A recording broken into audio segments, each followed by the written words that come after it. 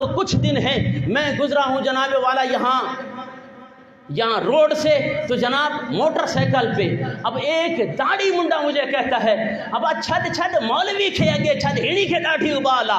میں نے کہا حضرت یہ تم نے صرف اور صرف میری داڑھی دیکھ کر حضور کی سنت دیکھ کے بات کی ہے، میں تجھے مانتا آج یہاں میر اور وڈیرا کی جناب والا لینڈ کروزر گزر رہی ہوتی، تم بکواس کر کے دکھاتے کہ جناب تجھے شرم نہیں آتی کہ تم اتنا جلدی جا رہے ہو، تمہاری وہاں پہ زبانیں گونگے رہ جاتی ہیں۔ کیوں؟ اس لیے کہ تم نے اسلام کو جناب والا ٹھکرایا ہے، تم اسلام کی تذلیل کو جانتے ہو، تم نے جناب والا زبانی کلمہ پڑھا ہوا ہے کہ لا الہ الا اللہ محمد رسول اللہ۔ جس مسلمان نے اگر سنت پہ داڑھی رکھی ہوئی ہے جناب والا وہ آگے چل پڑا۔ مولوی داڑھی کا خیال کرو، تمہیں بریک صرف مولوی کی داڑھی پہ نظر آتی ہے، تمہیں اپنے عیوب نظر نہیں آتے۔ میں نے پوچھا حضرت مجھے بتاؤ 5 بچے تم نے جنے ہیں، مجھے غسل کا صحیح طریقہ بتاؤ۔ اس نے کہا کہ مولوی صاحب 3 فرض ہیں جناب والا، تولیہ، صابن اور پانی، بس اس کے علاوہ اور کیا ہو سکتا ہے؟ میں نے کہا تم نے 5 بچے جنے بس وہ بھی حلال کے نہیں ہے؟ تمہیں اتنا ہی پتہ نہیں ہے کہ غسل جنابت کس طرح اتارا جاتا ہے اور جناب والا اس کے فرائض کیا ہیں؟ تولیہ اور پانی اور جناب والا صابن اٹھا کر تم نے کہا کہ جناب میں نے بہت بڑا تیر مانا ہے اور 5 بچے جنے، اور کلمہ پڑھتا ہے تو لا الہ الا اللہ محمد رسول اللہ، اپنے آپ کو مسلمان کہتا ہے۔ اسلام کا تقاضا یہ، تو جناب رب تعالیٰ نے ارشاد فرمایا کہ جو ان 3 اعمال کو ضائع کرتا ہے پھر اس کا گناہ کیا ہے؟ رب تعالیٰ نے ارشاد فرمایا فَسَوْفَ يَلْقَوْنَ غَيًّا، وہ جہنم کے اس جنگل میں پھینکا جائے گا جس جنگل کا نام ہے وادی غی۔ یہ وادی غی کے بارے میں بتاؤں، حضور نبی کریم صلی اللہ تعالی علیہ وسلم کے صحابی حضرت عبداللہ ابن عباس رضی اللہ تعالیٰ عنہ آپ فرماتے ہیں کہ یہ غی جو ہے نا، غی یہ جہنم میں ایک وادی ہے، اور جہنم کی دوسری جو وادیاں ہیں اس وادی سے ہر دن 1000 مرتبہ پناہ مانگتی ہے۔ آپ کو بات سمجھ نہیں آئی ہے کہ جہنم کی جو دوسری وادیاں ہیں وہ وادیاں ہر دن 1000 مرتبہ اس وادی غی کی پناہ مانگتے ہیں، پروردگار ہمیں وادی غی میں ڈالنا نہیں، ہم پناہ مانگتے ہیں تیری۔ اور اس وادی غی میں کس کو ڈالا جائے گا؟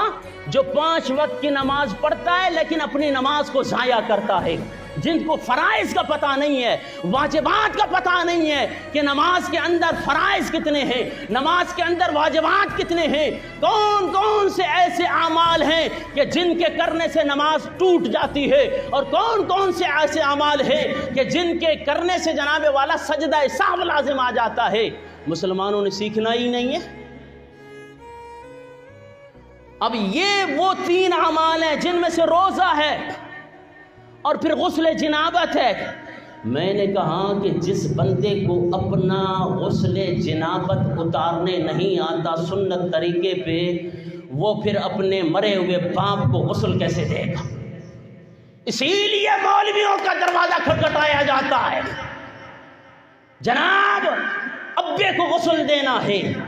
میں بارہا کہہ چکا ہوں آپ کو، اور میں اپنی مسجد میں یہی کہا کرتا ہوں، خبردار جس کا بھی کوئی شخص مر جائے، جس کا باپ مر جاتا ہے، جس کا بھائی مر جاتا ہے، وہ بالخصوص میرے پاس تو نہ آئے غسل کے لیے۔ جناب غسل دینا، باپ مر جائے تو بیٹے پر حق ہے کہ وہ اس کی شرمگاہ کو دیکھے، وہ اس کو غسل دے، اور جناب والا جس بیٹے کو اپنا غسل اتارنے نہیں آتا اس نے باپ کو غسل کیا دینا ہے؟ اور پھر ہاں میں نے کہا ہے اپنے مسجد میں، ہم ایک احسان، وہ بھی ہم احسان آپ پر کر سکتے ہیں۔ ہم نے کوئی آپ کا ٹھیکہ نہیں اٹھایا ہے، آپ نے ہمیں خریدا نہیں ہے یہ 15-20 ہزار میں، یہ یاد رکھیے گا.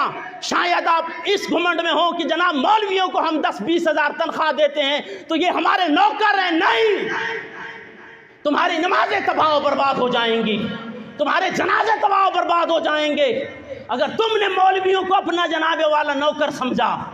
واللہ میں ہاتھ جوڑ کے آپ کو کہہ رہا ہوں کہ جس شخص نے امام کے صرف جناب والا جوتی کو کہا کہ اس کی جوتیاں گندی ہے، اس کے کپڑے میلے ہیں، وہ بندہ اس امام کے پیچھے نماز نہ پڑھے. میں آپ کو کہہ رہا ہوں حقیقی طور پہ، اگر اپنی نمازوں کو ضائع نہیں کرنا چاہتے، وگرنہ اپنے دلوں سے، اپنے دماغوں سے، اپنے دلوں سے امام کی نفرتوں کو ہٹا دو. یہ وہ امام ہے جو مصلی پہ بیٹھ کے تمہیں اللہ اور اس کے رسول کی حدیثیں سناتے ہیں، جس کے اندر اتنی ہمت ہے وہ آئے اس مصلی پہ. میں نے کہا نا کہ جب ہم نے اس سے پوچھا، ہم آپ سے پوچھنا چاہتے ہیں اللہ ماشاء اللہ. آپ نمازیوں میں سے کچھ ایسے نمازی ہوں گے کہ جناب جن کو پتہ ہوگا کہ نماز کے اندر فرض کتنے ہیں.